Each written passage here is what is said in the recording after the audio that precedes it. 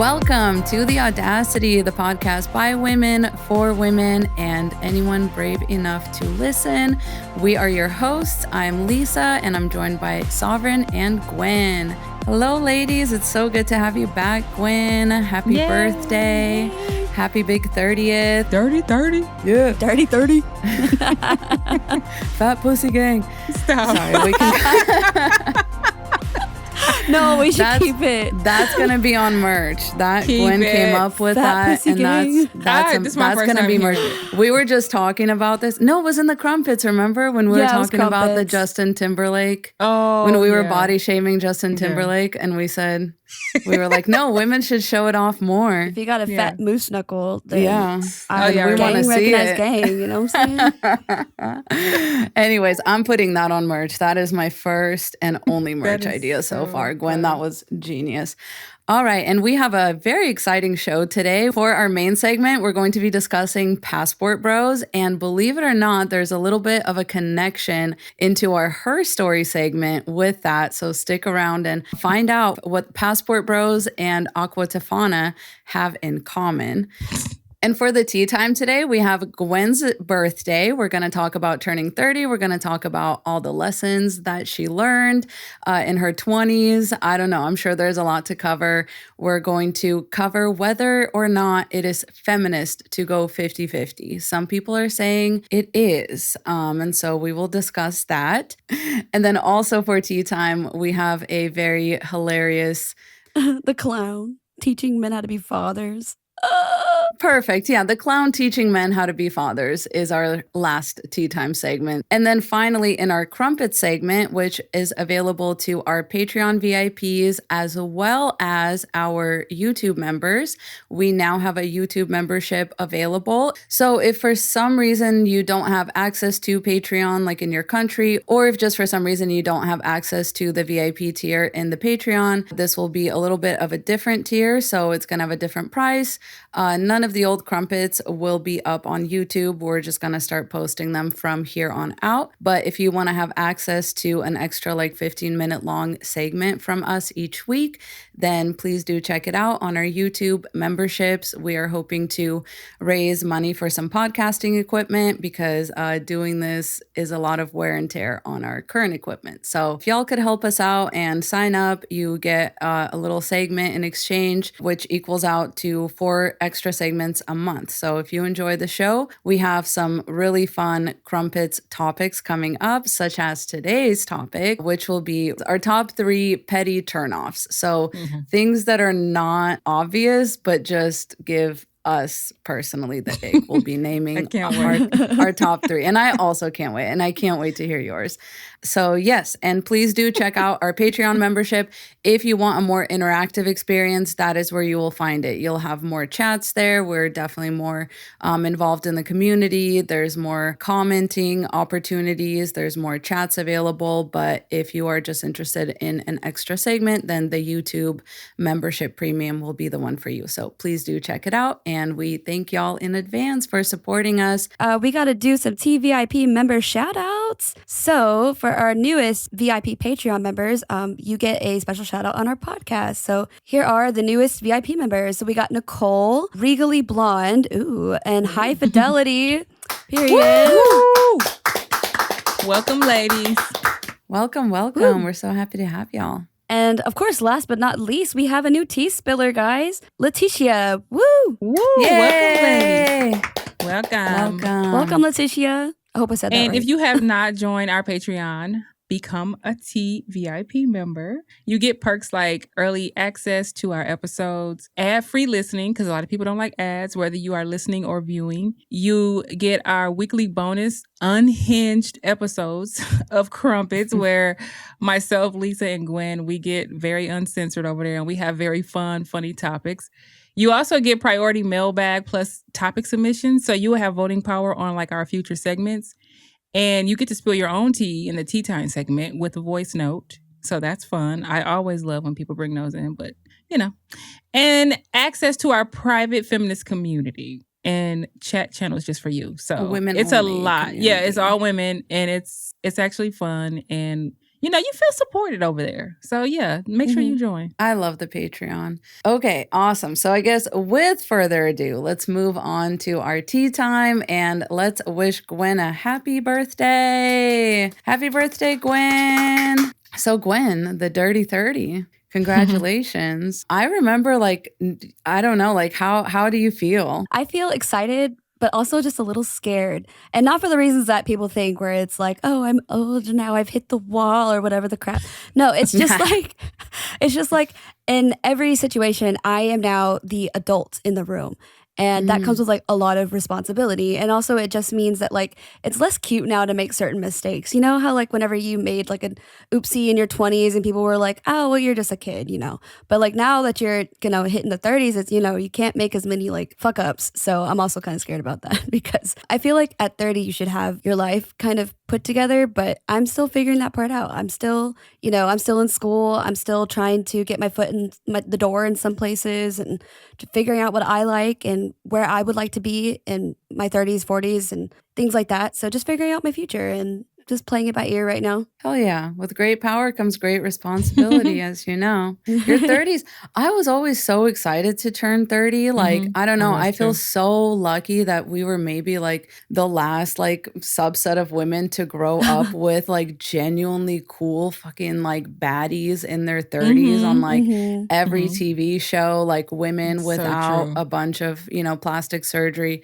Not that there's anything necessarily wrong with that. I'm not here to shame anybody. Like, it's whatever, but it was a different time. It was a different time. Nobody could do it, so nobody did it, or like I don't know, when people did it would either be very obvious or something, or like I don't know what you mean. Yeah, because I watch a lot of period dramas, so like Catherine the Great on Hulu or like Reign on Netflix about Mary Queen of Scots, and some of those like I'm just like I don't think you have the face for a period drama. Like I think you have a face for like Love Island type vibe. You know what I mean? Or like or they'll have like lip filler and it's so obvious in my opinion. And it's like you didn't need that because like we're supposed to pretend you're in the medieval times. So But Gwen, I wanted to say this. It's normal to feel the way you feel at that age. And the one thing that I've learned is not to be so hard on yourself and when I say this, I'm not saying be lazy. That's not what I'm saying. Things tend to work out the way that they're supposed to for you at the right time. So even if you push and push and push for something and it's not happening, and then next thing you know, you're like 37 and then it hits, 37 was the time that it was supposed to happen. Because I think about like situations like when I was in my 20s, whatever, and I'm like, and I like to use this as an example. Just go with me. If I would have hit the lottery at 22, I'm just saying for an example, there is no way in hell I would have known what to do with that money because my brain just wasn't there. Versus if you hit the lottery at 39, then boom, you are a little bit more mature. It's supposed to happen then. I hope what I'm saying is making sense. Yeah. It doesn't mean you be lazy and just sit back and be like, oh, well, things are going to just fall in place like they're supposed. No, you still are intentional. You still do what you got to do. You still in school, you still accomplish your goals. But when something is like supposed to work out, that time it will work out. So just don't be like too hard on yourself. Because we all still like got so much to learn. You're not gonna know everything at 30. You're not gonna know everything at 40. You're not gonna know everything at 50. So just don't beat yourself up. But it is normal. I think a lot of us get to that age and we're like, oh my God, what am I gonna do? And what have I done in the last 10 years? Oh my God. So yeah. Oh my gosh. Yeah, you're also catching like the last train out of like it's like getting the last chopper out of Nam in some cases, honestly, because I look back at some of these girls in my 20s and I'm just like, or like my friends that are still in their 20s and I'm like, man, this is like getting the last boat out. And it's just, it's like I hang out with 20-year-olds and I'm like, damn, I'm definitely about to be 30. Or like, damn, I'm definitely 30, And some of them are just lost and some of them like are in this like weird, because like I remember my 20s was like such a weird era for me because some of my friends were graduated, had big girl jobs and like had moved on to bigger things and I'm happy for them. Some of my friends were in jail or like some people in our 20s were in jail. Some people didn't make it. And then it puts things kind of like in this retrospect where I'm grateful to see my 30s because not everybody gets the privilege of aging and making it. So I do. Absolutely. 100%. Yeah, I am pretty grateful to be where I am. And in my 20s, I also felt the need to like have it all figured out until like I reached 30s. And I'm like, no, you're not supposed to have it all figured out in your 20s. No. Not at all. We were just so used to like comparing ourselves to like these influencers that had just, you know, sprung up because like in our teens, for those born in the 90s, Instagram had only become a thing like 2010s for us, like circa then. And, you know, Instagram had just like been a place where you were just posting like food stuff or like your hobbies and your activities and like selfies every now and then. And then overnight, just influencers started popping up like daisies just everywhere. And then you were comparing yourself at your age to like somebody who's maybe like 1 or 2, 3 years younger than you. And they've already got like a Bentley or some shit. Yeah. Or like I remember Kylie was probably one of the first influencers that I hadn't even heard of, but she's not like an influencer. She was like already a celebrity, but she had all these like, you know, material things that people were just like, wow, I As a teenager. wish I could be like, yeah. Yeah. And it's like, I should be like that. Or I wish I was like that. And just comparing. And that was such an insufferable hellhole to like pull myself out of, that like I had to just start unfollowing people. Like I had to be very intentional about my algorithm before I even knew it was an algorithm, and just like learn to stop comparing myself to people my age or even people who are younger. And that looked like on the surface that everything had been figured out when, you know, probably behind the scenes it was a completely different story. But Of course. But yeah. That was Usually. a whole learning process in my 20s. So I'm hoping I can keep that for my 30s, that, you know, maybe people in their 30s don't have it figured out either. Oh, no, you never really do. That's the fun part. Yeah. Yeah, it's kind of like a journey. It's like a journey. roller coaster a bit, you know. It is. You get to It like is. one point and you're like, oh, you know, like I think now I know everything, and then like, yeah, no. Yeah, no, But you know what? definitely. This is a thing that I did. Ask yourself, discounting all the nostalgia and all the good times, would you ever want to go back to being 20 now? Fuck no. Yeah. And that's Absolutely exactly not. the point. Like, do you get what I'm saying? So I was just in survival you've mode. learned so much, Mhm. right? See, for whatever reason, you've learned so much. It brought whatever you've been through, good and bad, it brought you to where you are now. And I know me, I had a lot of fun in my 20s. I would never want to go back to being naive 20-year-old. Like, I know, I'm not, absolutely not. So that's how I look at it as far as like getting older. I think getting older is a gift as well, because not everybody gets to do it. So, you know, as long as you can tell yourself, I don't think I will go back, then you're on the right track. Like, Yeah. you know what I Yeah. mean? You're Yeah, making the for right sure. progression. The best part Yeah. about being older than most people around you is that like you get to pass on some of this wisdom that you've learned and just Definitely. give them hope that like they're not going to make the same mistakes as you, because you've already been there, done that, Been got there, the done that. t-shirt. And, you know, and you can just tell these younger women, like, you're supposed to, like, look at these younger girls and, like, take them under your wing a little bit. Treat them like sisters, like little sisters. I don't understand some of these older women, because, like, looking back, I had some heat from these older women who, like, despised me for whatever, or, like, they were jealous of me for being so young. And, like, now that I'm at their age, it's just, like, I can't imagine It myself. doesn't make sense. Yeah. Yeah, it doesn't make sense. And I can't picture myself being like that, because I just look at these young girls and I look at the world now, and it's just so completely different for them than it was for us, with given how social media has just evolved over Definitely. time for all the wrong reasons. And it's just, I want to hopefully, that's why I wanted to do this podcast, because I wanted to hopefully be a lighthouse with you guys that guides these young girls out of these Same. dark, mysterious waters, because, you know, going through your 20s was such a hard time for almost like no reason. Well, Gwen, thank you so much for sharing that with us. That's a lot of good insights. Yeah, 30 is really just the beginning. I do think that your 20s are just for figuring things out, and your 30s are for really having some fun, really taking some risks, you know, really doing some big things. And I'm so excited to see what all you do. 20s is getting the knowledge, and 30s is applying the knowledge. There you go. Ooh, That's I how I like look that. at it. Yeah. Yes. I also There you like go. somebody You said that, learn. you know, your 20s was fucking around, your 30s is finding out. Definitely fuck around years. I call it That's that too. true. Fuck around, That's have true. fun years, and then you get Mhm. serious. And yeah, for sure. Yep. Well, speaking of effing around and finding out, some men definitely did that. We'll link the video for y'all, but there's basically footage of this mime, I think at Seaworld or something. But he was standing there as people were walking past, and he would stop these like entire families where the wife would be like carrying everything and the husband's walking like 20 feet ahead of her, like, you know, the old classic, like, freaking scenario that you see all the time.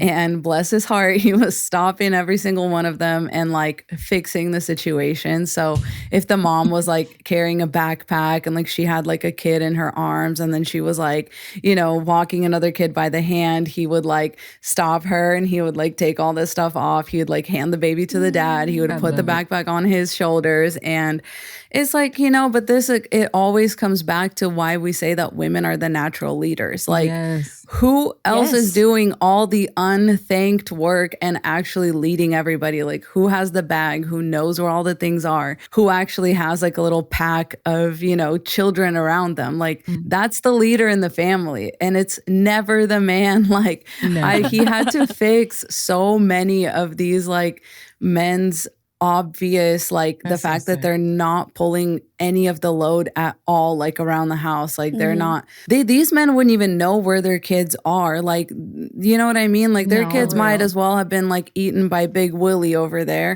and their wife, you know what I mean? And it's like, they wouldn't know. They're 20 feet ahead walking. It pisses me off so bad. Like this is one of those things. It's not even like a petty turn off or petty ick. That's kind of like we have a expression in the Slavic world that is like nada, which means you got to get like, somebody's got to slap you in the back of your neck. Like when you least expect it, you know what I mean? Like that's how I feel about these men. I just want to come up to them and slap the useless fucking base of their neck. Because what are you doing? Like that is so enraging to me. Like I literally get so mad. Like you're so fucking useless. Like why does she even keep you around? Like you should be in jail. I don't know what to tell you. Like like let alone a mime like embarrasses you a little. Like you should be literally handcuffed. Like why are you like this?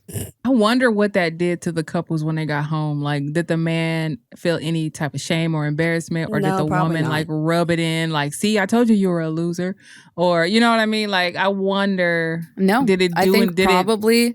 I think probably the men got home and like took it out on their wife. Not like they were shamed. That's the most likely scenario. Yeah. Unfortunately. And that's what makes it even more. Yeah. And did you say it was a mime? Yes. That makes it so he funnier. Literally was doing it without saying anything. Yeah. So they didn't even have the chance to argue. Like he was just like, take the backpack off, and he was like putting it on, and the men were like, you know, they were kind of like ashamed. But again, it's like if he's that kind of man to begin with, you already know he's gonna come home and be salty at you. Like some of these men were probably moody as fuck all the rest of that day because they got like called out. As soon as like they walked around the corner, like he started definitely putting that back on her to do, or she was probably like feeling embarrassed and started like asking for all of that back. Yeah, you don't have to do it. Like yeah, but also like not a fucking clown teaching these men how to be fathers. Are you not ashamed? Are you not like a little embarrassed? Like that's so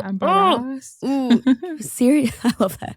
You would have to have a conscience first. I'm saying like it would not take empathy. Thank you, empathy. Because it would not take, you know what I mean, another whole ass person to be like, hey, you're literally walking around with fucking nothing on your body. Cup. You have nothing. A cup or your phone. Or like they're just like walking with their phones out. With their phone, exactly. And your wife is trying to wrangle several children and she's carrying like a fucking rucksack. Like oh my God, under the jail.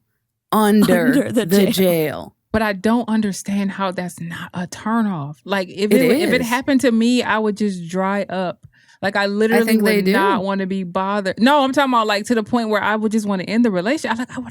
I would look at you with pure disgust every day. So I'm like, I need to get out of this. I don't know. I just don't get it. They're like the frog in the boiling pot of water, where it's like slowly over time, like all of these things became normalized until finally like the water is just boiling hot, but then like it's too late to leave. Okay. The divorce will come out of nowhere. Yeah, sure. It's the whole for real. Yeah. Finally, they realize like, oh, this is the steam is coming out now. Like the water is bubbling around me. And that leads us into our last tea time. This is one that Sovereign is going to talk about for us, but I will play it for us through these speakers. There's there's a reason why we're not putting the whole video or like the handle necessarily out there, because we sometimes, like, women do need to be put on blast, but we don't want to do it too much. Okay, so let's not like stoke the fire too much. Let's just listen, discuss, and learn. There's no need to like go to her page or brigade or comment or anything like that. Just keep it in your pants. All right. Okay, so this is the video in question. This is kind of a hot take, and we wanted to discuss it because sometimes it does come up as like a feminist issue, whether 50-50 is like more feminist or less feminist. Because, you know, feminism is about equality, so women should go 50-50. Let's see. There is a gross entitlement in women who refuse to go 50-50, who think it's ridiculous to go 50-50. I think it's ridiculous that you think that's fucking ridiculous. Are you literally fucking insane? If you are pro-woman, if you're a feminist, if you don't like the constrictions placed on you by gender roles and expectations, why would you, in your right fucking mind, believe that just because he's a man, he has to pay more? That's ludicrous. Sprinkle culture is diabolical, because what the fuck is going on? Treat him as your equal. You guys are equals. If you are going to place any expectations on someone purely because of their gender, that's unfair. It's not justified. Period. Point blank, period. I've never expected my boyfriend to pay for our dates. We will split food. Unless someone offers to pay for your meal or offers to pay for something or gets you a gift, you cannot expect someone to dote on you financially. Like, why does that have to happen in your relationship? You have to have a man that can solely provide for you. Are you insane? We fought for decades. Our mothers and grandmothers and their grandmothers fought for equality, fought for the right to work, fought for the right to be able to be an equal.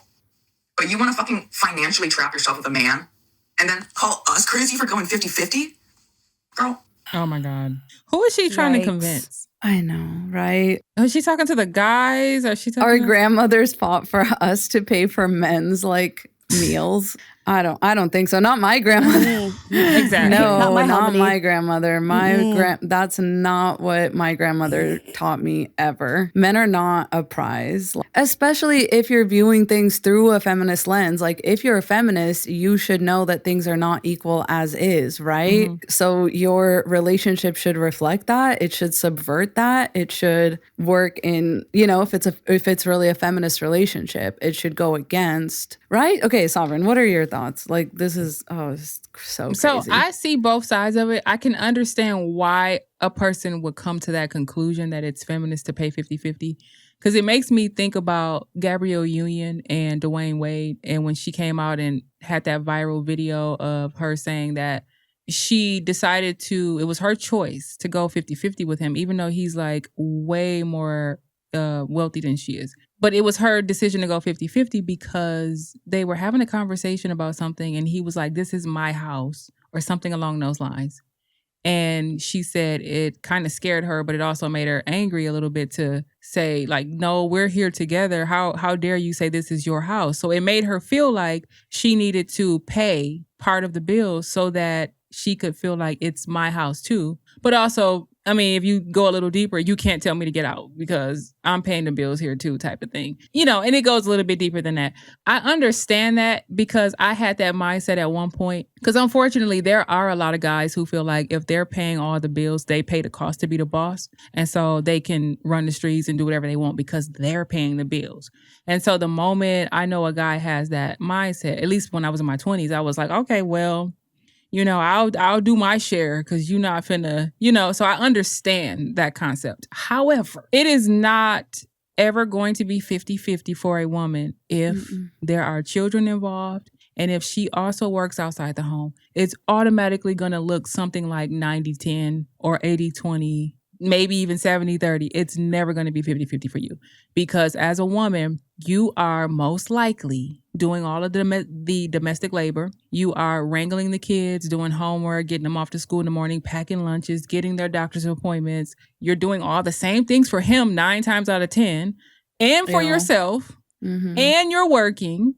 And you got to come home after however many hours that you worked and service him and make sure he's fed and nurtured and whatever else. So it's never going to be 50-50. You're paying the bills and you're paying 50% of the bills. So like I said, the only way that it will ever be equal is if you're a child-free couple, or if he literally is helping you do everything. If y'all literally split the chores down the middle, or I cook, you clean, or, y'all got some kind of arrangement where it's actually 50-50.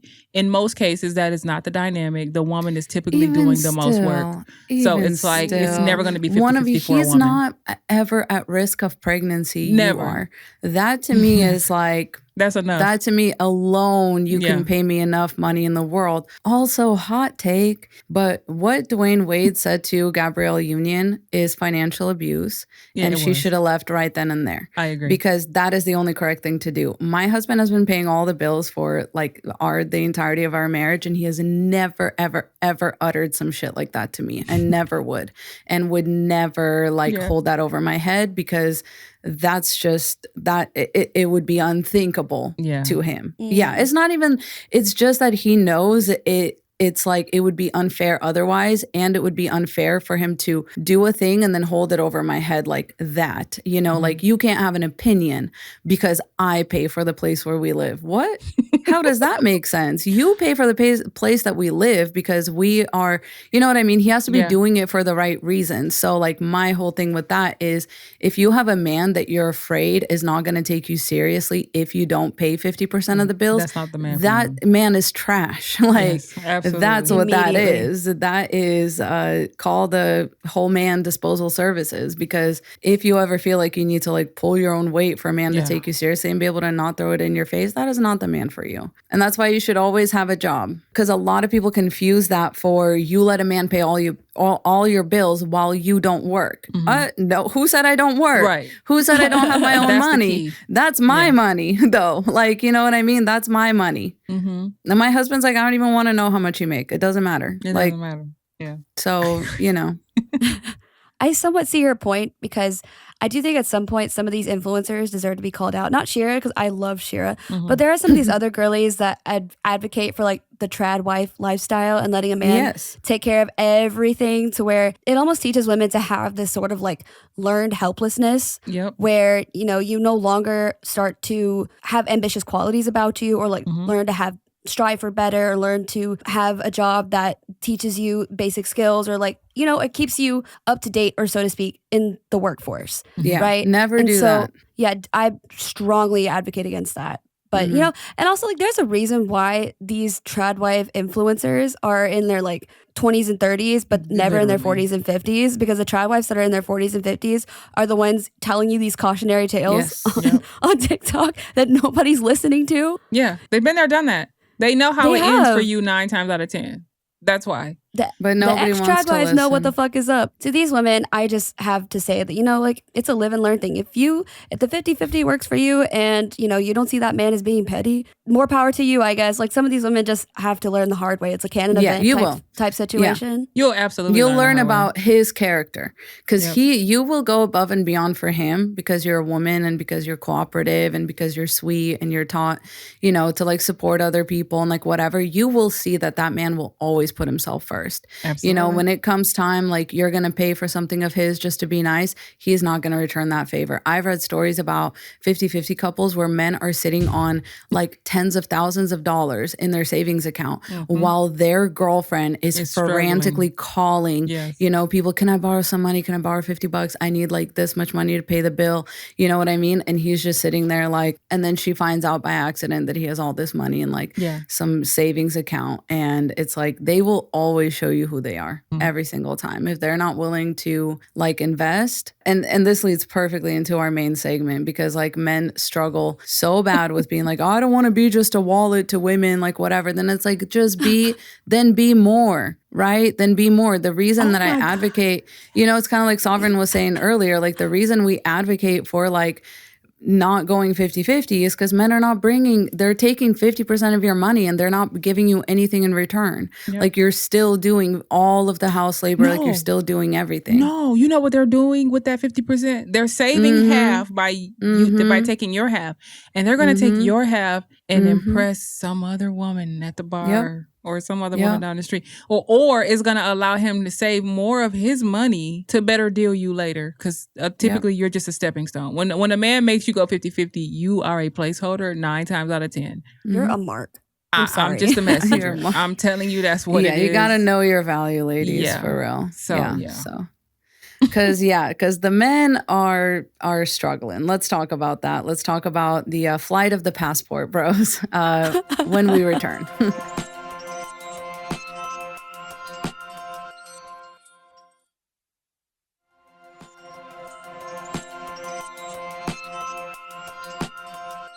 All right, welcome back, everyone, and let's talk about passport bros. This is a very fascinating topic. We have been asked to do this one a lot, so here we are obliging our faithful and amazing audience. Let's talk about the passport bros, also known as men who travel thousands of miles to avoid therapy. Also known as men who will do literally anything but be a better person. Oh my God. They will look all across the world instead of looking inward. They will cross an ocean instead of going to, just one therapy session. But basically, these are, I have a short synopsis for y'all. If you have never heard of passport bros, these are guys who basically have tried dating in their hometowns or wherever that they're living or working and basically have been rejected by every woman in a 40-mile radius because they want, they bring like this much to the table, but they want a woman who has all this and is like subservient and is like whatever. And they have decided that the problem wasn't them, that it was those damn Western women. I mean, these So modern women, right? Mm-hmm. They're too independent, too opinionated, too employed. Like nobody cares about your degrees, you know? So basically they fly to these places where the cost of living is low and the gender equality index is super low and women are kind of like raised to know their place and raised to be subservient to men because otherwise they will not have access to resources because their fight for their rights has probably been like squashed over and over and over again. We know that women have always had to fight for their own rights. Like we have never gotten to be able to just sit around and wait for men to like give us our rights. Men have never given us our rights. We've always fought for them. So, for whatever reason, those women have not been able to do that, have not been able to like get to the other side of that fight. And so they become perfect prey for these predator men, for these passport bros. And basically they call it seeking traditional values. I just want a traditional woman. But you're actually looking for someone who doesn't know any better. Like you're looking for someone that can't provide better for themselves. And you just want a relationship where you essentially have the upper hand and get to just do whatever you want. And even like basic decency is seen as like some grand romantic gesture. Like that's what they want. Grown men. My question for some of these men that go across the globe for a traditional woman is like, why didn't you just start at a church? Why didn't you just start at a place where they groom women from like childhood to become the perfect wife that doesn't complain, that is seen and not heard in these like, very fundamentalist religious circles. So like those women exist here, especially in the southern U.S. Like, any Baptist church. That's a good question. They don't want those women because it's not about that. Because it's not about finding that. It's about being able to dominate over women and girls. Because a lot of those women over there are younger. They're underage as well. Yes, I do think that they do that because over here we have these, age limit laws. So where the age of consent in even some states is like 16 or even like 17, that's low to us. But in other countries, like there isn't one. Yeah. Like any. Oh, yeah. It's a good point. We also have like DV resources and like shelters here, whereas other countries might not, which is so diabolical. Like even in my preparation for this episode, I didn't even think about that. So that's a good point, y'all, because it really is about just trapping somebody like straight up. Yeah, they call it sex tourism. Because that's really what it's about. They always talk about traditional wives. Even the men that go over there, they typically don't come back with a wife. So that's how you know. Like you've been over there for how long and you didn't find your traditional wife. Are you going to go back? Are you going to just keep going back? And especially in the Black community, the Black men who were doing the passport bros thing, they started out saying they were going to go to white women because white women were better than Black women because we were masculine and we had nasty attitudes. So then it's like, wait, now all of a sudden what we call Becky. So Becky isn't like good enough now? Because the white women are still here in the United States because those women were here when they were saying that they were better. And now no women, Black women, Asian women, white women, nobody's good enough all of a sudden. Now you got to go all the way to another fucking continent somewhere. Like, really? And so pretty soon they're going to be coming back here, because I've been seeing videos of them complaining about the prices going up. And that's another thing. They're going over there buying women. They really do see us as objects. Yeah. Yes. And they're complaining about the prices going up over there, and how the women are just like the women back home. They're starting to find out that women are they're finding out that the women are the same everywhere. A lot of them are getting set up. Many of them have gotten killed over there because they've gotten these women. They're going these. Yeah, it's funny. Okay. Let me actually read the article, because this is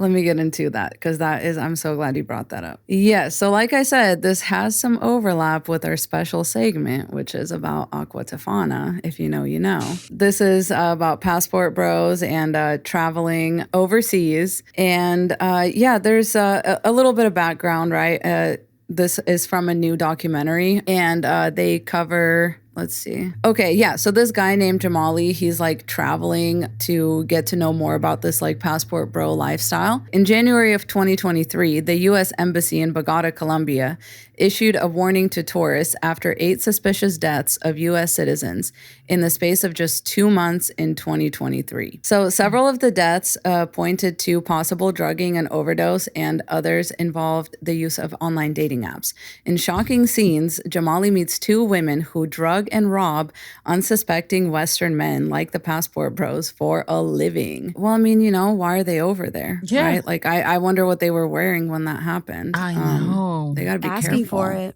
Asking for it. The sinister duo, who conceal their identity with sunglasses and bandanas, use the deadly drug called scopolamine to render their victims unconscious. In smaller doses, scopolamine is used in medical settings to treat motion sickness and post-op nausea, but larger amounts can cause cardiac arrest. Admitting they rob for cash, phones, and gold, which men shouldn't carry on them if they don't want to be drugged and robbed, the women show Jamali a small vial. So just like another small vial we'll be talking about later, that you can buy on the black market for 60 euros. So they tell him that with that little vial, you can kill 10 people, but it's better in powder form. You rub it on their chest, and if we gave it to you, you'd sleep for 3 days. One of the women then chillingly reveals that she killed a man in Bogota before fleeing the murder scene. She recalls, a man came out and he had a lot of money. We were 2 girls. I had already given him the liquid, and my friend gave him another dose, so he overdosed and had a heart attack at the nightclub. Right there, he became stiff. So we left and flew away, of course, but I knew from the television, from the newspapers, it was a problem. Justifying her crime, she says, I know it's bad, but it's my job. We all have to survive. I have children to look after. It seems better than prostitution. The other woman flippantly adds, life goes on, life ends, so they die. Period! Oh my God. I know that's right. Oh my God. I'm sorry. I don't mean to laugh, but that's just too good. And like in the grand scale of things, it's a drop in the ocean against how many women have been like, you know, that's happened to. So that's why we laugh. Just so for any like keyboard warriors out there, you can like put it away. Because you asked for it. You literally asked for it. You went to a strange country wearing chains and having lots of money to like lure women with ill intentions. You knew did not have institutions or laws in place for certain things. Like you knew what it was when you signed up. And you got your comeuppance, and it's just that simple. Exactly. Don't feel bad at all. The way that a lot of the guys were being trapped was they would get down there and get on, I guess, dating sites or whatever. And the women would pretend like they're this submissive, loving women or whatever they were doing. And they would set the men up to be robbed, because a lot of those women were either working with other women or they had male handlers that were, I guess, baiting these men in and like either having sex with them or pretending like they were going to have sex with them or whatever, but knocking them out, taking their money, taking their jewelry if they had it, taking their passports. And there was a couple of passport bros I got on YouTube and made videos asking, can his followers send him money because he got robbed and he didn't have a way to get back to the U.S. I saw a couple of those videos last year. Beautiful. So, yeah. So I was sitting there and I'm just like, you know, and you go down a rabbit hole with these videos because it's so interesting, and you don't feel bad. Like, I literally don't feel bad.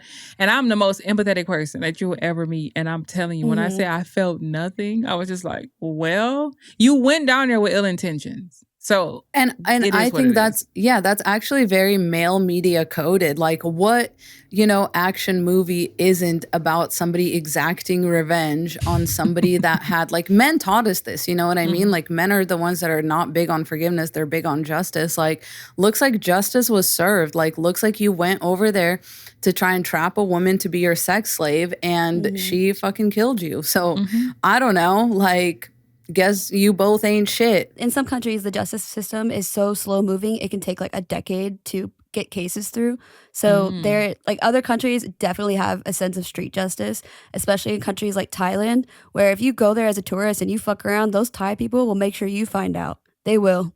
Oh, yeah. Like, there's a couple videos where I think it was like an Israeli couple that was just being a menace and striking at people, because I think they were having like a pro-Palestine rally or something there, and they said something, and then it got rough, and then all of a sudden all of these people came rushing in to handle the situation. And same thing where another tourist was there, and she was being harassed by other tourists, like other male tourists, and she was kind of like, obviously giving these, bodies signals that, like, she's very uncomfortable and very fearful. And there are these motorcyclists on the road that stopped and, beat the shit out of them and made sure she was okay. Like, I love to see it. I really do. Yeah, we need to have more justice in the world where there isn't, like, I've been talking about roving gangs of women, and you really do love to see it. Like, I do. I just, you know what I mean? And the article goes on to say, too, that some of these guys just ignore it and they just take it as part of the experience. Like, it's like the two ends of, like, the male hubris spectrum. It's like, oh, I'll go and nothing bad will happen to me. Yeah. And then the other spectrum is like,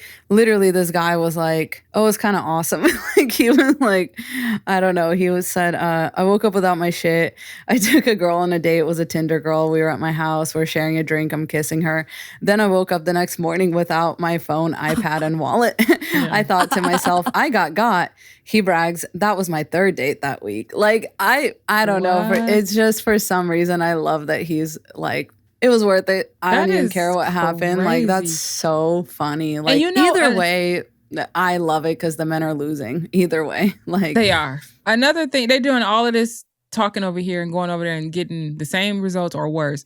And another thing that they don't take into account is the men over there. The men are not going to let you come and, like, take over unless they're going to get something out of it. Like I said, a lot of those women have male handlers, or they're watching you coming over and, trying to make it rain and throw cash or whatever. There was a guy that was upset that the going price, because many of them are just going and picking up prostitutes. I'm sorry to say that, right? Young girls. Apparently, the going rate over there, normal, was $40. That could get you a woman for the night or for a couple days or a week. I don't remember exactly the time length. And there was a man complaining, saying that a woman was starting to charge $50 now or something like that. And yes, it's diabolical. And he was literally crashing out, saying that the other passport bros that was coming down there were trying to show off to make it look like they got all this money, and they were willing to pay the girls more than what they were supposed to get, what they were supposedly worth, quote unquote. And that made the prices go up for the other passport bros who were only used to paying $40. So they were literally arguing and mad and crashing out over having to pay $10 more, as if $50 is like all this money. But it just goes to show you the mindset of these men and, like, what the real reason was. Most of them don't come back with wives. Some of them end up dead and drugged. Some of them can't come back because they're broke. It's not working out. And I am here for it. It's funny as hell to me. The funniest part is they're doing all of this just to circumvent self-awareness and personal responsibility. It's literally like, as you were talking about that, I was like thinking about that, because I was like, okay, so they're blaming other men. They're blaming the women. They're blaming, like, you know what I mean? They could probably find a way to blame the men in the United States for this too, because it's like, oh, you guys are like spoiling the women, basically, like, now that women have access, like, we should take take their jobs back away, like da da da. And it's like their finger never points at themselves, like you were saying earlier, Gwen. Like it always finds somebody else. You know what I mean? They're just spinning in a circle, finding people to point the finger at and be like, no, it was your fault. It was your fault. It was your fault. It's your fault. I'm a loser. It's your fault. I'm a loser. It's your fault. I'm a loser. And it's like, no, babe, the common denominator is you're a loser, babe. Like you gotta just like, it hurts the one time. Just rip it off like a Band-Aid and then start fucking doing something about it. You know what I mean? Like challenge impossible. Yeah, but it's so funny because like they will go to these countries where women have less options, less rights, less opportunity, you know, far less than, you know, what we have over here. And they still find a way to blame Western feminism for the fact that they're being rejected, or the fact that the prices have gone up to rent a prostitute or something over there, or the fact that maybe she said no once and it's just like, oh, you're following this Western feminism content, blah blah blah, or just accusing them of being a feminist. And it's like, bro, what? They're not in touch with reality. Yes, they're not. They don't. And honestly, I mean, I hope that's true. Like that is why we fight for feminism over in the West, because we know that a rising tide lifts all boats. And so that's why they hate us so much, because we actually do, you know, even if that were the case, like I would be proud of that. I'd be like, same. Yeah, good. Like that's what happens. They're following this like outdated advice because their grandfathers and probably their fathers before them went to countries like Vietnam. Like, because this was like probably during the time that, you know, they had all this devastation from the Vietnam War. So basically they would go there and these rural places would have, you know, a lot less opportunity. And so in order to flee their situation, they would shack up with some of these men, probably not by choice or even. Anyways, the Vietnamese, they have what's called the doi moi, or I'm sorry if I'm saying that wrong. I am so sorry to my Vietnamese brothers and sisters, but they had what's called the doi moi, which just means reformation, or they had like an economic come-ups. And literally in less than a generation, they went from like 90% of some of their people living in rural poverty or like below like $5 a day to just basically overnight just becoming industrialized and having a lot of these economic opportunities that they did not have before. And so now women especially have a lot more economic opportunities because they had like these programs where you can, you know, borrow money to finance certain operations to like start your own business.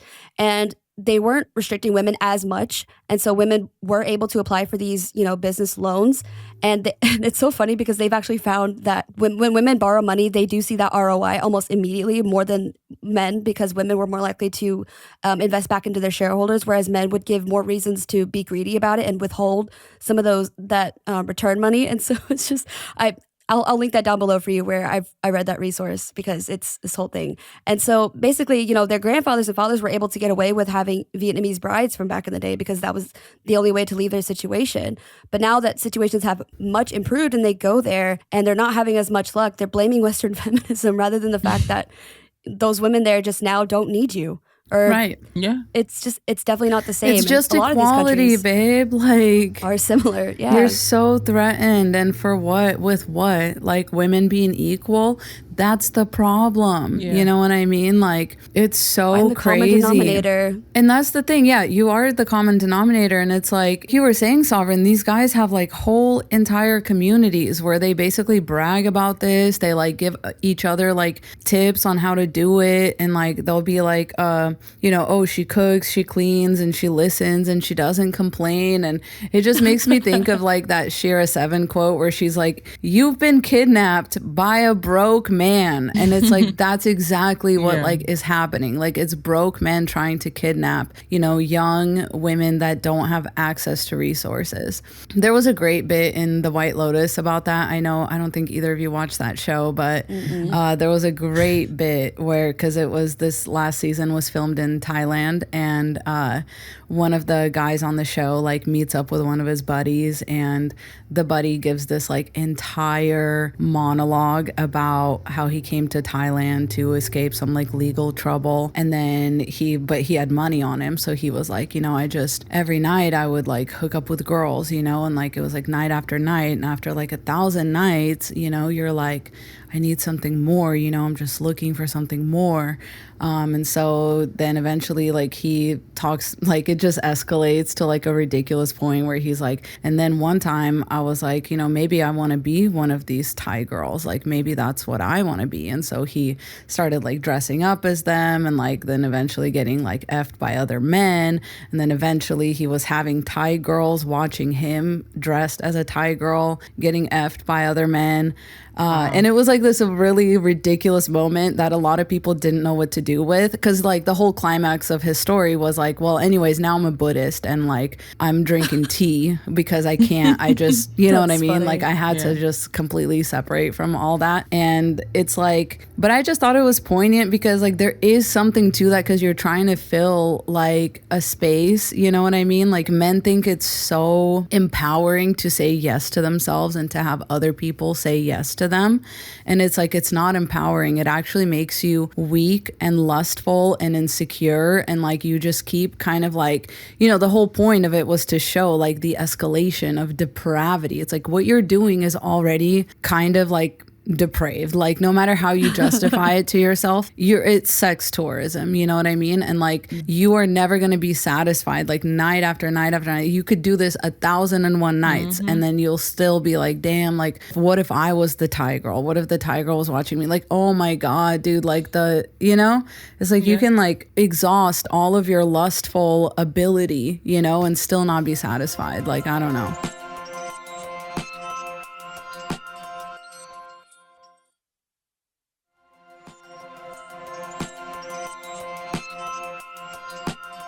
I want people to know that none of this stuff is new. Like the passport bro thing is not new. You know what it was called before? A mail order bride. Yep. And that's actually what they accused Melania of being, but I digress. And like it was literally called having a mail order bride because back in the day you could find like magazine ads or newspaper ads advertising these women that were available in certain countries like Eastern Europe or in places like the Southeast Asian nations, so like places like Cambodia or Vietnam especially, that were available for purchase to be a bride. They were the title was mail order bride. And so like that to me is just like time really is like a flat circle. So like, and because there's so much, there's so much negative connotation associated with the word mail order bride, it brings about a lot of shame and whatnot, and rightfully so.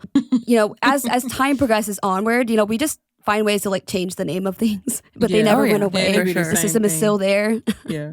I'm kind of glad this one kind of points the finger at men, though. Like, you know what I mean? We tend to do this thing often where it's like mail order bride, and it's like, why is it the woman's fault? You know what I mean? Right. Like that she has to do that. But yeah, I remember that was extremely normalized when I was growing up. Like it was not weird. Or I mean, I'm sure it was still kind of weird, but it was not uncommon to see that situation. And I just know that the Eastern European mail order brides were not popular. I'm sorry. I just know they weren't. Because she'll hit you with a slipper if you pop off too much. Like Eastern European women are, I mean, I don't know.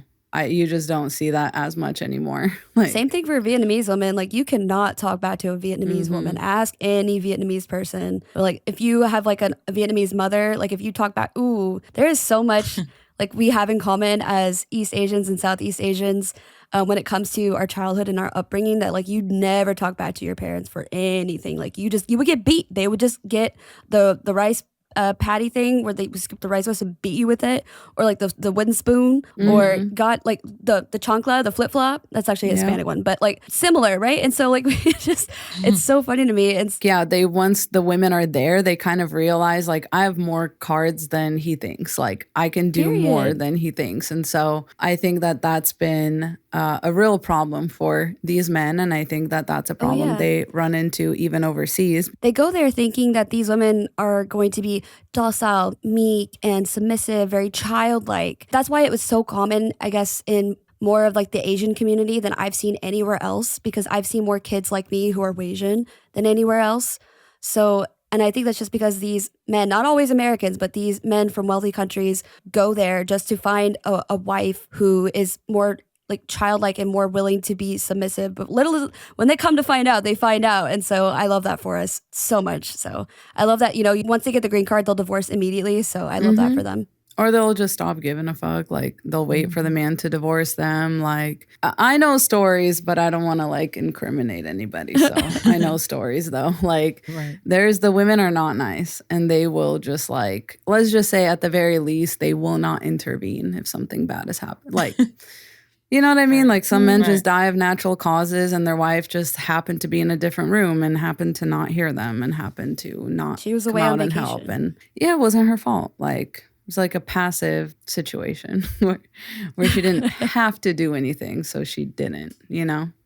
So, and I'm just saying, like, that is what's going to happen. Like, when women are oppressed, you start to turn to, like, the darker side of survival. You know what I mean? Like, that is what we always have had to do. That's how, that's how a lot of men have lost their life. I think I mentioned this on the other podcast before too, but one of my mutuals was saying that, like, no fault divorce is literally keeping men alive. And it's like, yeah, that's very, very true, because a lot of women would be forced into a lot more dire actions if that was not on the table. And it's like, at that point, it's not your fault. Like, if an animal, like if a caged animal does something drastic to get out of the cage, like, that's not the animal's fault for it being trapped, you know? So I don't know. To me, this kind of like comes back to the hypergamy. Like, they're always complaining about hypergamy. Oh, women just want men who make more money than them. Like, okay, well, how do you explain the fact that, like, literally no women want you, not even overseas, not even though you make, like,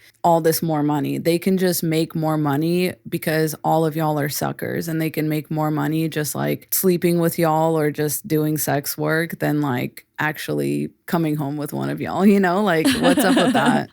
Period. Because I think they know by now what's waiting for them. Because now, as social media has evolved and more connectivity has been happening with us from the West and connecting with the East, they see, you know, like how broke these men are, and that's why they're having to go overseas to afford a wife, because they see that, like, oh well, what's on the other side? Is it just going to be like a 1-bedroom apartment and some dusty, like, complex situation? Like, we share a car, maybe, like, Right. and I'm gonna have to do everything, just be like a maid, whenever I don't really have to do that in my own country. And at least my country is, like, fucking beautiful compared to this urban hellhole and over there, just depending where you live, I guess. But oh yeah, gosh. America is such a cruel joke when you actually get here and try to live here. Like, there's so many beautiful spaces, but anywhere that you have to live is going to be like, look like a strip mall. Like, yes, there's they too of many course, strip malls are in going this country. to privatize a lot of those, nature trails or those public parks that, have those views. But, like, you do have to kind of go out of your way because they don't make that area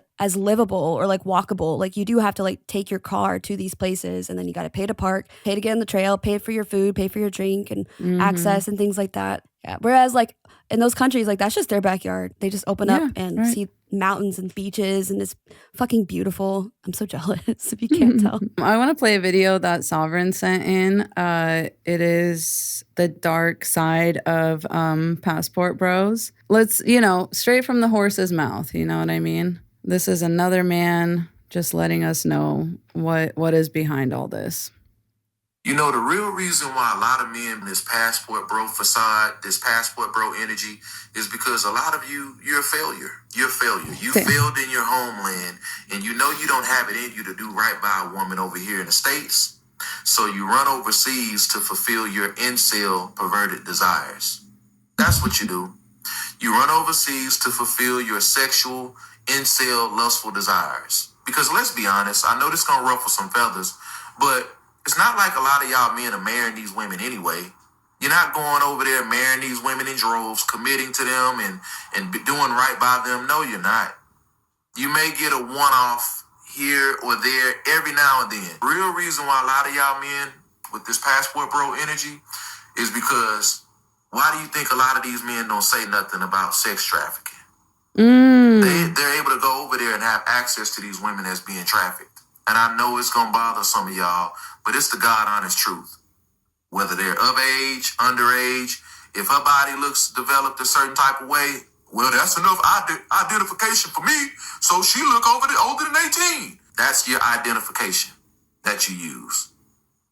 And that's the sickening thing. That's why a lot of men don't say anything about a lot of women being, disappearing and stuff like that, because they're able to go over there and have access to these type of women. Just because a woman is walking around in some of these third world countries and they're smiling and they may look like they're free and they're roaming around, a lot of these women that's being trafficked, they have somebody to report to, if you know what I mean, at the end of the day, and to hand over their money to. So, yeah, a lot of these men, they know that. So, ladies, all of y'all over here in the States, stop feeling like, these men, you got to step your game up and these women are better than you and all this stuff. No, it's not. A lot of these women are being preyed on because they're being trafficked. A lot of you men are perverted failures. That's what you are, perverted failures. He really said it. Mm-hmm.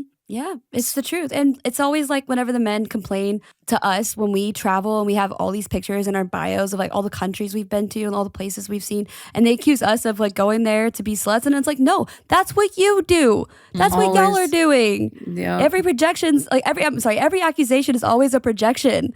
It's like, because they're going to these countries and finding these women who have less options and doing God knows what. And that's the only thing that they can conceptualize of the only reason to go to some of these countries to do. And not, to see the beautiful beaches or the lovely food or to hang out with the locals. Oh, that's such a good point. Yeah. They immediately assume that you're going there to find men and boys to do. It's crazy to me. It's so fucking funny.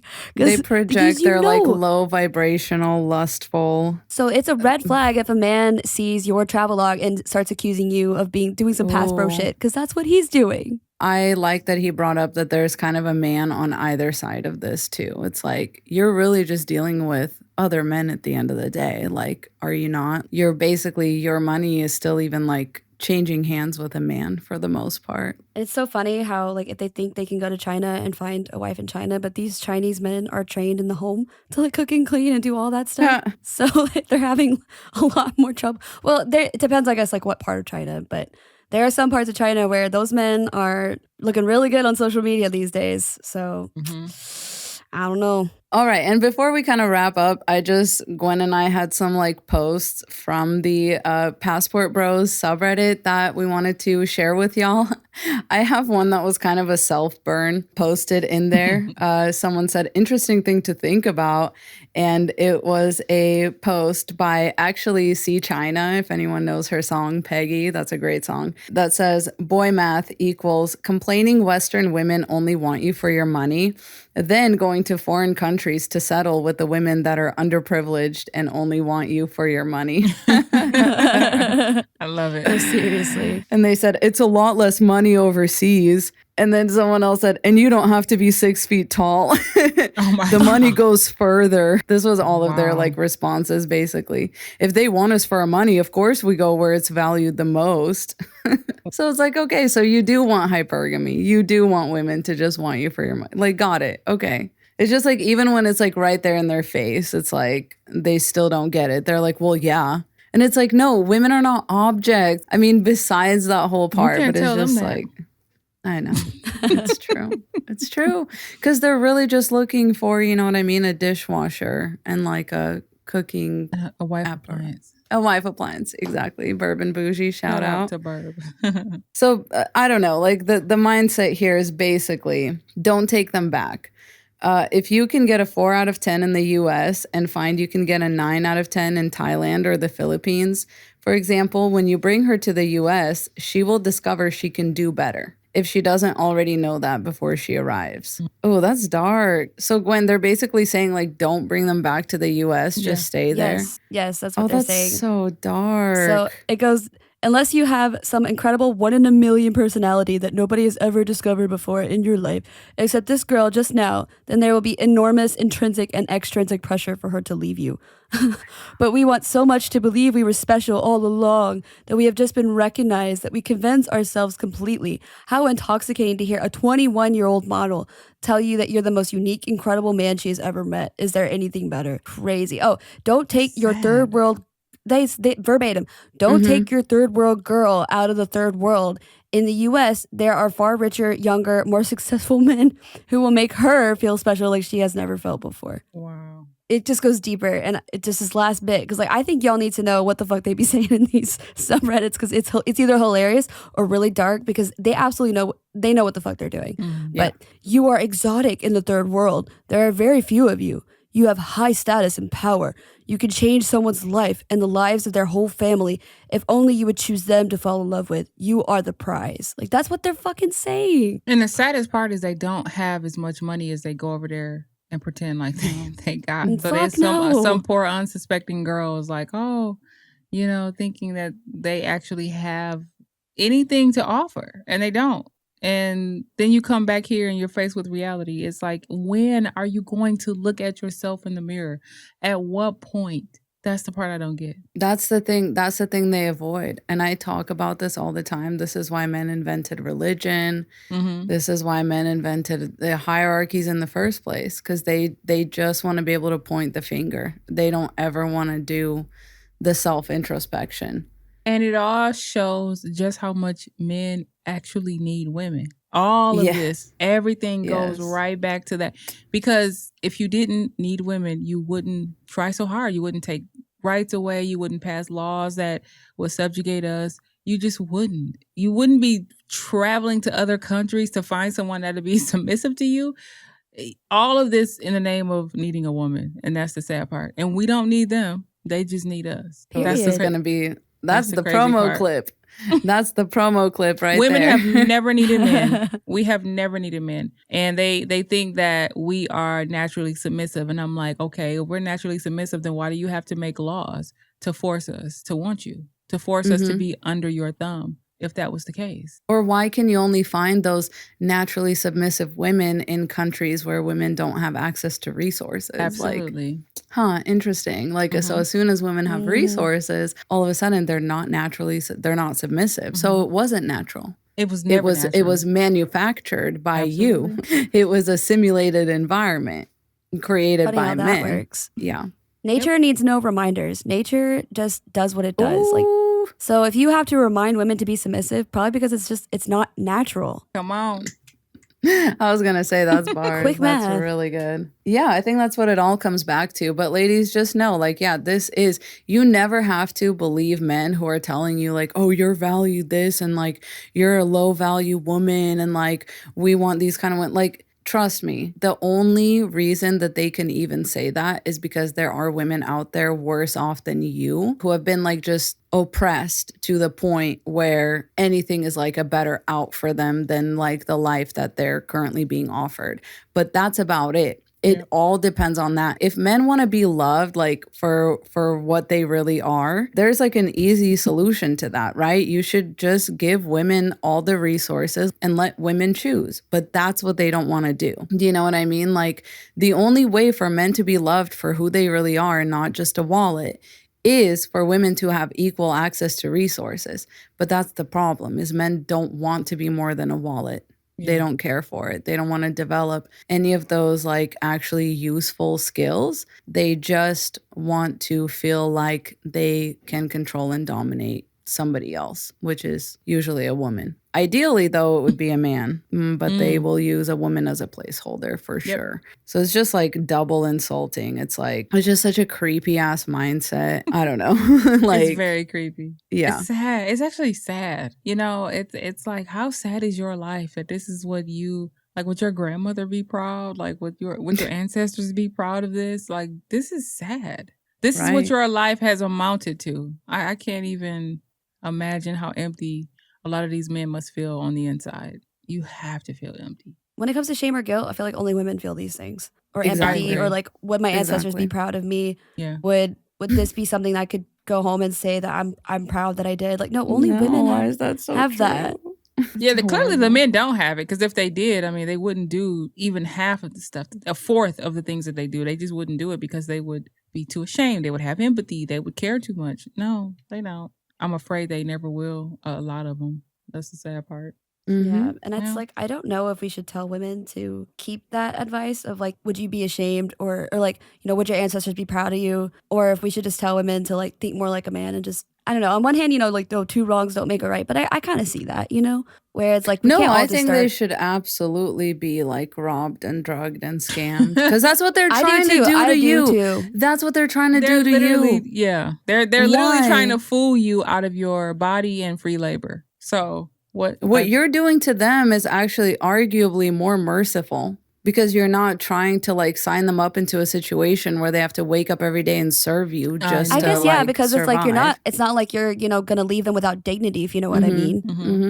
Fill in the blank on that. At least, we can't, do that to them as much as because they do that in mass to us and to such a point, like it's like that's a tool for war. Like they specifically like Literally. oppress, like go to those, opposing countries and just take their women and XYZ, If we started doing that to them, not saying like that word, but like if we started, committing 93% of, mass violent crimes or like shootings and things like that, like robberies. Yeah. Do you think that would be equality though? I don't know. I do think that would. Oh, it would be equality. They would be the very definition of equality. I was going to say, Actually. I really do think that sometimes it's like they only understand the taste of their own medicine. And what's funny is like they act like they've never done it, like all of those. And I love the women that like whenever something bad happens to a man at the hands of a woman, like when Sha'Carri Richardson was like accused of domestic violence and all the women in the comments were like, well, what was he doing to like, and why would we like punish a promising young athlete over like some man's like lies and stuff? Like I love to see that because the men get so butthurt about it. And it's like, literally, how dare you? Like your threshold, you're so weak. Like this is what I'm always saying too, is like, it only show you how weak men actually are. It does. Because they'll just start crying about it and then they'll get guns banned. Like, I'm so serious.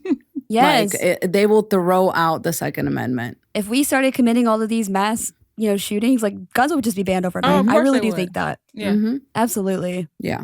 There's like a BoJack Horseman. Like women already have much harsher sentencing than men do for committing the same crimes. Oh, yeah, we get the book thrown at us. Like just the woman who, I forget her name off the top of my head right now, but she is, in there for life because she finally killed her tormentor. Yes, Cynthia, is it Centoya Brown? Centoya Brown. Is it Cynthia or Centoya? Yes, Centoya. Yes, her. Like God, like her situation was abominable. She literally killed her sex trafficker, and they put her in jail. They put her in for life. I thought she was trying to get out, Let me fact check that. Let it have been a man who did that. Like he would be out in. They would have probably give him 8 years and he'll get out in like 3 years with good behavior. No, it would just been an open shut case. Good news. It was commuted. The sentence. Wait, hold on. Yeah, she was released. It was Tennessee. Oh, thank God. At least now there's this precedent of a woman like getting the sentence commuted. I also think of Gypsy Rose when she finally killed her mom for doing all that crazy shit to her. And then she got the book thrown at her too. Yep. But she also got her sentence commuted and she was released. Thank God. They saw sense. Because how do you do that to a child? But yeah. And honestly, it was because of like women, like Rihanna and Kim Kardashian, like they very publicly spoke out for her. And it's always because of us. I was going to say, we always like, where are the men? Where's our protectors? You know what I mean? They will make a whole movie like Taken, starting Liam Neeson. But when a woman does that for herself, when a woman kills the bad guy herself, they're like, well, she shouldn't have, that's a little harsh. Oh my God, I can't. Because they just don't want to, they don't want to live in a world where they can't control a woman's anger, her happiness, her anything. They don't want to be in a world where they can't. The more women do that, the more afraid they're going to get because, and they have to put this narrative out there like it's so terrible to try to deter other women from doing it. But at the end of the day, the more you try to oppress women, the more likely women are going to take justice into their own hands, and rightfully so, which I know you're going to say it leads us into the next segment. That I can't wait to fucking talk about. All right, so we'll see y'all there to talk about the Agua Tofana.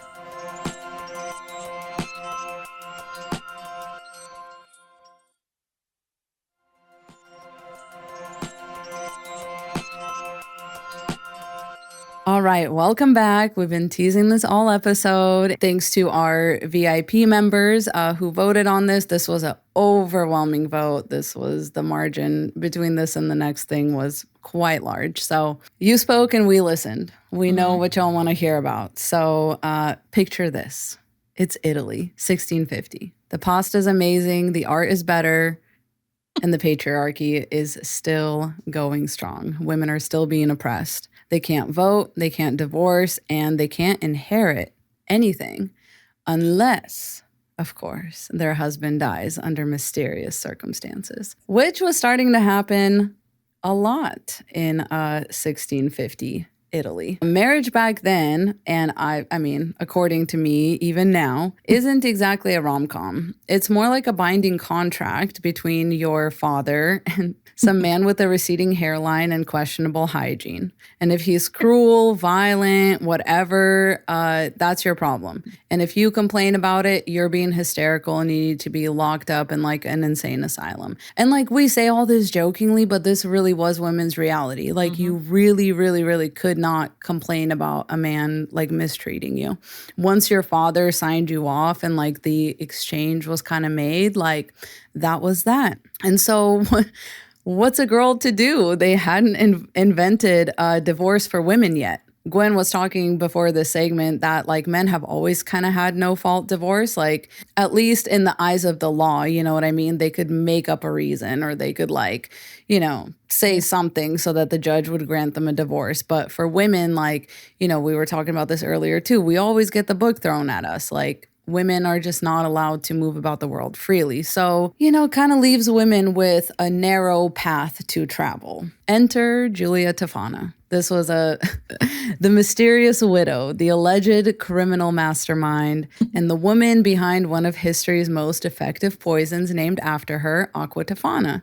The reason we call it aqua is because it wasn't like your average poison, but it looked like water, and everyone knows aqua, water. That's the same thing. And so that is the name of the potion, and the name of the inventor is Giulia Tofana. And so it wasn't some like dramatic, like, oh, you drink it and then you like drop dead in 30 seconds kind of thing. It was very elegant, very subtle, very sophisticated. It was kind of like a slow burn type of poison. And the men would not realize what was happening until it was too late. And so, like I said, it was clear, tasteless, odorless. It could be passed around like in little containers that looked like it was holy water. I don't know if y'all have ever been like, I have friends who are Orthodox and like you literally can take home these little vials of holy water from the churches. And so that's what they would disguise it as. And sometimes they would put like a saint on it, whatever. But the poison worked in stages, which made it really difficult to kind of like pinpoint like what was happening. And so you would give it to them a few drops at a time, kind of like you would with eye drops if you were going to do something terrible like that, over days or even weeks. And at first it looked like a cold, and then it would look like a food poisoning.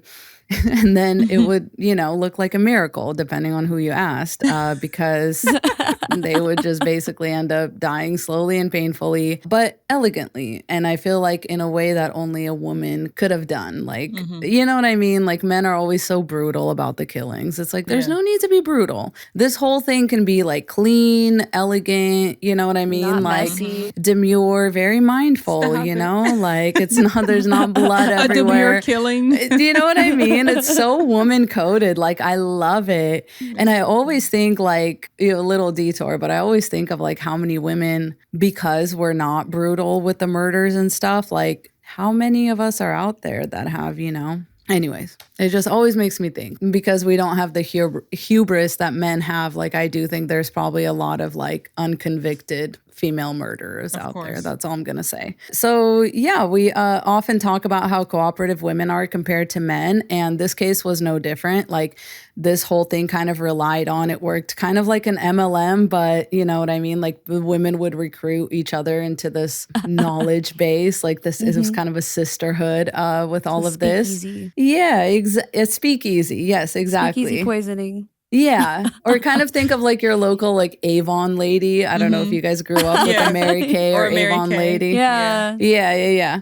So it was like, you know, beautiful. all the apothecaries, the midwives, fortune tellers, housekeepers, even though women were not allowed to work very much, the ones that were allowed to work, like they were the ones that was getting the word out. And so women who couldn't escape their marriages would be able to use this kind of like loophole. And so they say over 600 men died from Aqua Tofana before anyone caught on. 600. Like, that's a lot. Like, that's a like, you know what I mean? enough. Those are numbers. Like, they were doing numbers out there. Not enough. I'm sure. It was a lot back then, I'm pump sure. those numbers up. Yeah, those are rookie numbers. Yeah. You're cracking me up. So, you know, like, we're not saying every man was a monster that was like killed with this. Like, I mean, some were probably just misfortunate enough to marry someone with like ambition and access to chemistry, so to speak. And like, they just, you know, happened to be like, you know, fuck this. But a lot of these women were in genuinely dangerous situations. Like, they had no legal protections, no financial independence, no safe way out. And so that basically became the tool to use because the world around them wasn't listening. Like, they'd be like, I'm being abused. Like, my husband is crazy. Like, all this stuff. Like, he's making me do things I don't want to do. And people were like, do you want to go into an asylum or do you want to go back home? What do you want us to do about You know it? what do you want us to do? Exactly. And it's like, yeah, sure, it's morally questionable, but we have whole museums dedicated to like stolen, colonized artifacts, and America Period. exists. You know what I mean? Like, that's all of that's morally questionable. So it's like right and wrong gets really complicated when the system doesn't give you a legal way out. So unfortunately, eventually the authorities did catch on, and one woman panicked and confessed. Snitches get stitches. But yeah, the whole operation happened to unravel, and what followed was referred to as the Spana prosecution, named after another alleged poisoner, Geronimo Spana, and it was basically the Italian Inquisition, but with a much higher body count and less singing. Giulia was arrested, possibly tortured, and according to some reports, executed. But other legends say that she was like able to escape and take sanctuary in a church and die peacefully under papal protection. So we don't know. It's a classic like 1600s like mystery. Like, they really didn't have good like record keeping back then. So it's kind of like a he said, she said. So I'll go with the second one. exactly. I It's hope, like, right? you know, Yeah. was she a serial killer? Maybe. Was she a feminist icon? I'd say definitely. I don't know. She is also now. maybe. If she wasn't back then, she's definitely now. Exactly. She should be a patron saint of domestic violence survivors. Yeah, it's like, you know, her legacy is a little bit complicated, but she was like one of the original like witches, an original chemist. You know what I mean? Like, if men invented something like this, like, they would be in a museum. You know what I mean? There would be a museum Right. wing Yes. dedicated to them, and it would be used in a war, and it would be justified. And it's like, well, listen, women have always been at war, you know, with the patriarchy, it sounds like. And so it's just like a scientific solution to a social problem that no one wanted to fix. And so it's like, you know, we're not saying you should poison anyone. Like, we're very much like, get some therapy, healthy communication. For legal reasons, this is a joke. For legal reasons, this is all a joke and not an instruction manual. But, you know, it's worth asking why so many women in so many parts of history had to resort to secrecy and violence just to feel safe. Like, who was making them feel that way? You know what I mean? Like, when you really look at the root of it, it's like men are always blaming us for everything. Like, and it's like, wow, like, we can't even blame men for like, dude, I was in such an abusive relationship. I literally had to kill the motherfucker just to get out. And nobody feels bad for you. They're like, well, why'd you kill him? Wasn't there like a better way? Just a couple drops. I mean, who knows? It's like, you know what I mean? Girl math. It was just a couple drops. Like, it was holy water. I thought it was holy water. I was blessing his food, really. And then it, you know, maybe God took, like, maybe it was God. Like, you know what I mean? Maybe God said, like, this is it. Let him be poisoned. Yeah. It was like Jesus turning water into wine, except for God turning holy water into poison. Into like, aqua who's to tofana. say? Who's to say that wasn't that? Tofana, yeah. Tofana. Yeah, perfect. And this, I mean, Amazing. it just kind of ties back into my favorite research that I have found lately, which is that women will increase their dark triad like traits and behaviors when they're oppressed. And it's like Yes. there's proof after proof after proof of that. Like we talked about it with the passport bros, you know, we're talking about it now. It's like this has always, women have always had to go vigilante to protect other women because men don't protect us, they oppress us, right? And then they like kind of protect us within that oppression, but it's more like a territorial protection. And it's Like like a fear tactic. they don't protect us from themselves. I want to see the dark triad and more women like in my lifetime. I really do. More than anything. If somebody told me Go to Russia. I'll grant you a wish. You're God. granted Slavic one women. wish. Yeah. That would be my wish. I want to Yeah. see more women go dark triad. I just do. Because I feel like the scales would be tipped if we did. They usually do because men will. There is kind of a sense with it that men get of like incoming danger, and they actually do kind of usually Straighten up a little bit. straighten out a little bit, yeah, and like give women more rights, and we'll kind of start like listening. But yeah, that's why I always say it's like they only understand the taste of their own medicine for some reason, and it's like, dude, we've tried like to be the bigger person, we've tried to like go above and beyond, we've tried to just focus on ourselves, we've tried like so many things, and it's like nothing helps. Is the only actions. kind of communication that a lot of abusers will understand, unfortunately. When his love language is actions or not words of affirmation. The ones like acts of service. Yeah. That one. When his love language is acts of service. So I'll act with on Audaci-Tea. servicing you, all right. Yeah. Yeah. Here you go. Here's your holy water. We've been talking about this like unknowingly for a while now because we were saying like if a man, like if they, were to take away no fault divorce and you were in a situation where a man was like beating you or like verbally abusing you and you still had to cook and like be a slave and whatnot. And Sovereign, you were saying like, we'll cook for you, but that'll be your last meal. Yeah. One day you're just not going to wake up. So I'm just saying, in theory. It's very true. And like other women will resort to, this is, something I've learned from my Eastern European sisters. You can also resort to just emotional torture. Yeah. And like, send a man off a cliff that way, or just like away from you that way. You just never let him feel like he's a big man. You're like, oh, like you're doing all this, but you're really just like. I don't know. Would advise against that just because when a man feels so insecure and so small, he does the most outrageous things like kill us. Like it's because they've killed us for less. That's they've a killed very us for good less. point, unfortunately. Well, if you're gonna kill me, I'm gonna go out telling you that you have a micro penis. Of course. Yeah, that you ain't shit. That you have a micro penis. As you give me my last stabbing, I'm gonna be like, you little dick ass. Oh my god! Stop. Carrot baby dick ass. With my last breath, I will call you. Yeah. I will call it a button mushroom with my last breath. A shrimp crawdad. Fat pussy gang. you button mushroom motherfucker. Yeah. Oh my god. And then I'll just be like. Then I'll wake up one more time, like yeah, literally. Dusty. You dusty fuck. Brokey. Brokey. Oh my god. This is why your mom never loved you. Verbal abuse on her way. Wait, what she said? This is why your mom never loved you. Oh my god. Your dad loved me more than he ever loved you. Yeah, they would make that. I should have given your dad a son he actually loves. Oh, I was going to try and work that one in, but you did it. That's amazing. That's amazing. Yeah, things to say with your last breath, too,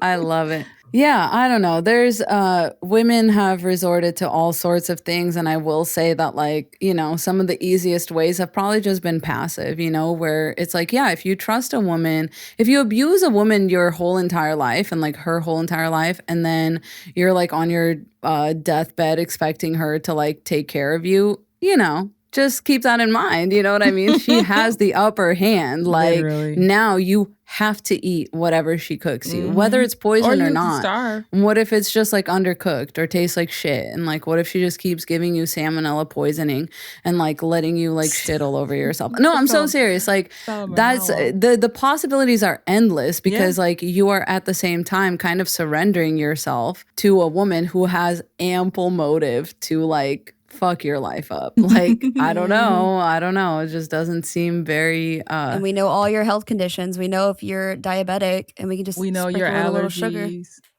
But I can pretend like I never knew your allergies. Or you're allergic to walnuts? Right. You never told me women in male allergic to fields. walnuts. What? Women in male fields, exactly. I don't know. This is kind of a cautionary tale for men, really, not for women. Like, listen, when the times get tough, the tough get going. Is that it? The tough get something like that. No, like public always says, at the end of the day gonna end. Says that a lot. Yes. At the end of the day's going to end. And, you know, in some ways you will figure out the way to be a master of your destiny. I do think that is like the conclusion to a lot of this is like right now men are lucky that the divorce came out of nowhere and then she took the kids and like consider yourself lucky, sir. Yes. Consider yourself very lucky because when you wage war on somebody, don't be surprised when they start fighting back. Like, don't be surprised when they utilize these like guerrilla tactics basically and like kill you in your own home. Like, especially if women know how to garden. I always say, well, you got to sleep sometime. You got to go to sleep sometime. So seeds of doubt. Amazing. Amazing. Yes. Absolutely. Women are going to start gardening again. Yes, the gardening. Oh. Yes. Start gardening, ladies. Learn how to garden. There are some plants, right? I think mugwort is so interesting and has so many uses. Something to look into. Yeah. You know, witches existed for a reason too. Yeah. You know, let's just say that. There's like a lot of naturopathic remedies. I think in Italy they used to have like a flower that could take care of a little problem, and then they use it so often that it was bred to extinction. But I'd like to think that there's still something out there. Isn't that used for birth control? That's a pretty amazing. Like they literally used it so much. Like imagine, like that's crazy to me. That's what it all comes back to. Men will do anything but be a good person. You don't actually have to do this. Like nobody's making you do. Yeah. Isn't it crazy that every century is the same thing? Like they're like, it's like almost like they're not evolving. It's so crazy. It's like we're talking about the 1600s and probably even before then. And now where we are, like, and we still have to do. We're still falling back on the same like solutions as women because the men have learned nothing. Yeah, it is. It's a flat circle, and it gets like in some ways it gets a little more insidious. In some ways it ends up a little less insidious. It's like I'm just happy that women still have access to resources out here, you know, in the United States and for the time being. And, you know, just remember that's why the fight for that is important, especially for men. Like men, you need to get out there. We're telling you right now, there's things keeping you alive and they're called no fault divorce and they're called women's rights. Those things are keeping you alive, not us. Like at some point we will have nothing to lose, and that's what it's going to come down to. And the person with the least to lose can afford to do the most drastic shit. Yes. And remember, you got to go to sleep sometime. And with that, let's read off our poll results. And as always, you know, we love to leave all of y'all with a recommendation. So we will get to that from our last poll. And if you don't know, we do the poll in 3 different places now. So we have a YouTube poll, we have a Spotify poll, and we have a Patreon poll. So we are polling. We're about to become a major polling institution. Like these results will eventually be like studied, I think. So our question was, what's the most frustrating part of society's obsession with pushing women into motherhood? And A was the myth that motherhood completes women. Oh, I agree. That's very annoying. B was the lack of support for moms once the baby arrives. C was the stigma against single/child-free women. And D was the way motherhood is used to fuel labor and profit systems. Oh, and we had a clear winner. What do you guys think it was? A I was thinking A or B. or D. It was B. B. And it won like pretty big on all of them. So the lack of support for moms once the baby arrives. I would say like that one makes sense because it is the most like very practical one. Like imagine you push a baby out and you come home and there's an $8,000 bill waiting for you. Like I would crash the fuck out. Like I know. there's just no way. You know what I mean? Like that's crazy. There was this one thing going around social media of a woman who had a baby in the NICU and it came out to be like $1 million. And she's like, my $1 million baby. Yeah. I don't know. It was just something I saw on social media. I don't know if we could verify that. Oh, a NICU stay? For sure. Yeah, for sure. Yeah. I don't put it past these greedy ass hospital CEOs to rack that shit up. So what happens if you don't pay? Because I just wouldn't pay. I mean, you won't be able to, she probably won't be able to get anything in her name. Yeah. I've never paid any of my emergency medical bills. I can't advocate for that, but I haven't either. I just, because like I didn't choose to have like a big fat ass kidney stone like clogging up my kidney and taking me out at the ripe young age of like 21. Like who could have seen that coming, you know? And pro tip, if a collection agency ever calls you about that, you can be like, that is protected under HIPAA. So you shouldn't even have my medical information. Or I will call a lawyer and they will get rid of that. Or you can ask them to send you an itemized bill. And they usually won't be able to do that because they usually buy the debt in bulk. And so they can only see the like case number and like the amount. But they're also required by law that if you ask, they have to send you like a copy of the bill. So pro tip. But yeah, medical debt, you can't. So if you have like a very large amount of it, you unfortunately can't declare bankruptcy on it. Or is that student debt? Oh, you can't. Student debt, you can claim it, but it's not going to make a difference. Student debt is the one thing you can't like get wiped off your credit. Escape. Even as the Department of Education is like nil, we still can't declare bankruptcy on student loans. That's crazy. Oh no, so you can. Not student loans. Student loans will never come off. Not student loans, but medical bills apparently are considered unsecured debt. They should drop off after 7 years too, if I'm not mistaken. Everything drops off except student loans. That's the one thing. I think medical debt does drop off after like 7 years. I think it does. So there you go. You know what I mean? Not a huge deal. I was about to say like, ooh, now that I'm 30, but my credit is like back to. And trust that these people make a ridiculous amount of money, like hand over foot, like to the point where like their medical suppliers are charging like $11 per pencil, you know, things like that. The margins on all these things are insane. Yeah, I've seen those like nurse TikTok videos where they're like, here's how much our medical supplier charges us for a packet of rubber bands. And it's like $28. The same packet of rubber bands you'd buy it like for $1.99 at like a Staples. So, and Dr. Potter has been exposing these insurance companies too and how greedy they've gotten because it's so out of control and it's become so bombastic that they've called her in the middle of a breast reconstruction surgery that she was doing. Like she was in the middle of it and she had to scrub out to answer a phone call from the insurance company. And the insurance company was demanding what is the medical necessity or what is the happenstance that necessitates this type of surgery. And she's like, my patient had breast cancer. Like it's cancer. Do you want me to like leave it there? What the fuck? Oh my God. Crazy. And they said they've been going after her lately for speaking out about They shut down. Well, they didn't shut down her practice, but they stopped covering her practice. So her practice is no longer considered in network with United Health Group. So she's been having to fund this all like grassroots herself. And I think she has like a GoFundMe somewhere. Yeah.